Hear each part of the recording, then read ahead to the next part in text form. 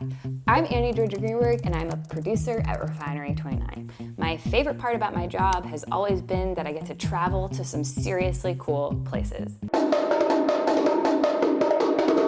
But now, not so much. I know how lucky I am to be healthy and to be able to work from home, especially when that's not the case for so many. But I'm still struggling to feel normal. So I figure if I'm gonna be here in my living room, I might as well, with your help and with the help of some intelligent professionals, figure out how to be happy, or at least slightly less miserable during a global pandemic. If you're anything like me, lately the mornings have been a struggle. I wake up, I check the news, and I immediately downward spiral. Luckily, I've been hard at work developing a foolproof coping system. Step 1, just because you wake up doesn't mean you have to get up. So stay in bed. Just stay there. Stay in bed as long as you want.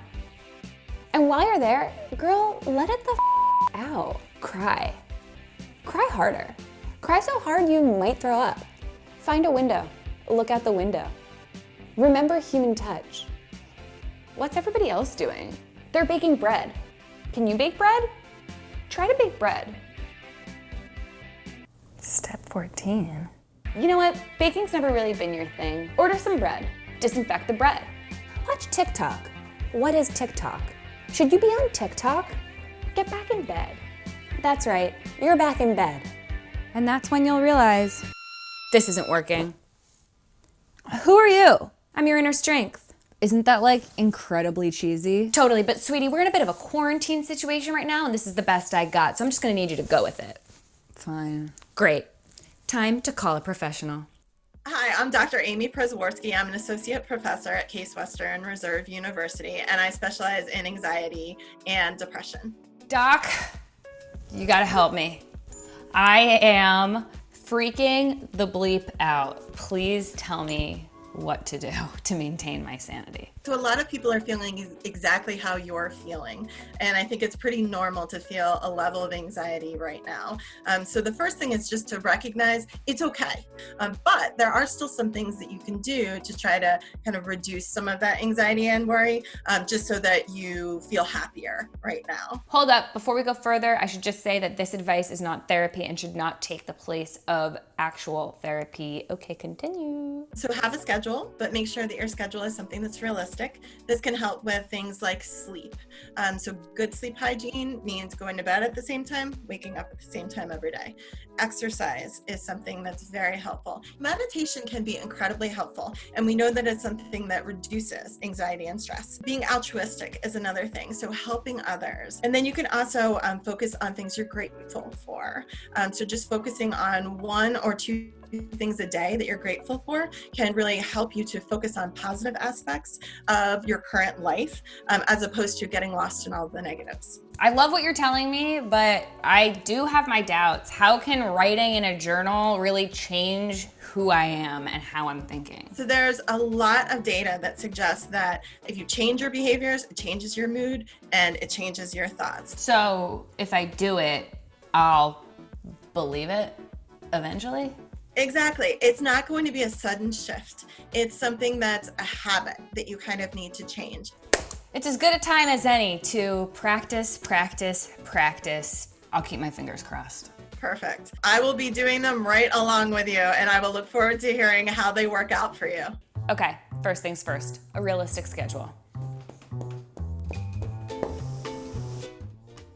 9:20, open emails. 9:22, let's Slack a coworker, see what's up. In 2018, The Lancet Psychiatry published a study that linked having a daily routine to improved sleep, a better sense of well-being, and even better cognitive functioning.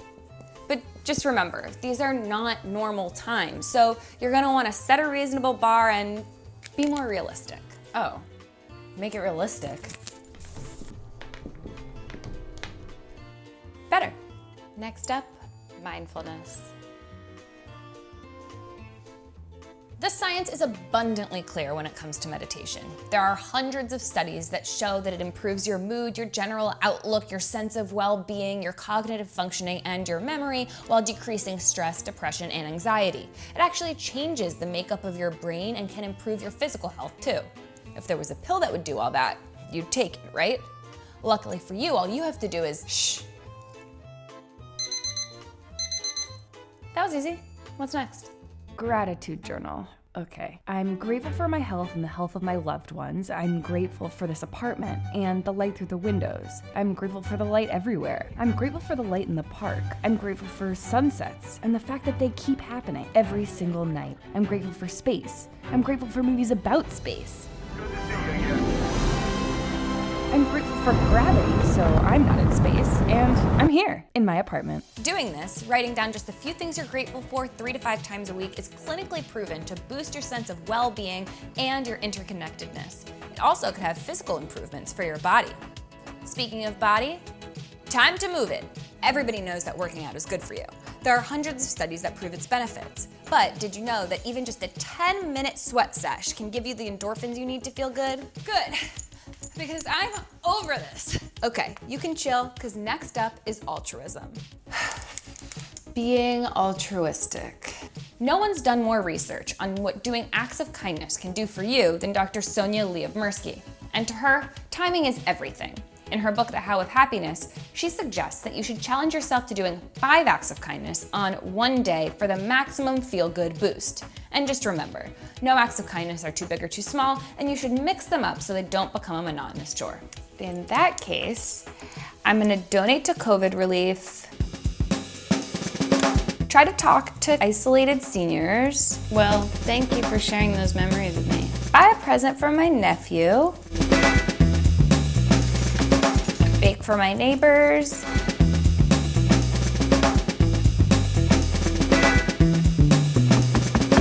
and write a thank you note to the staff of a local hospital.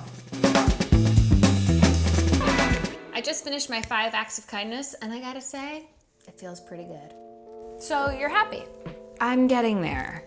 It's safe to say that I started this week with a spiral, and I think that's okay. After talking to Amy, I felt better about having these crazy mood fluctuations and feeling weird about this weird situation that we're in. But I am dedicated to trying every day, every hour, every 30 minutes, little by little, to hack my own happiness and get back on track to some semblance of normalcy. I'm also dedicated to doing 5 acts of kindness on one day every week for as long as we're in this thing. And that's where you come in. Show me, tell me in the comments below how you're giving back. Then maybe we'll all be slightly less miserable during this global pandemic. To see more videos like this, click here, and to subscribe to Refinery29's YouTube channel, click here.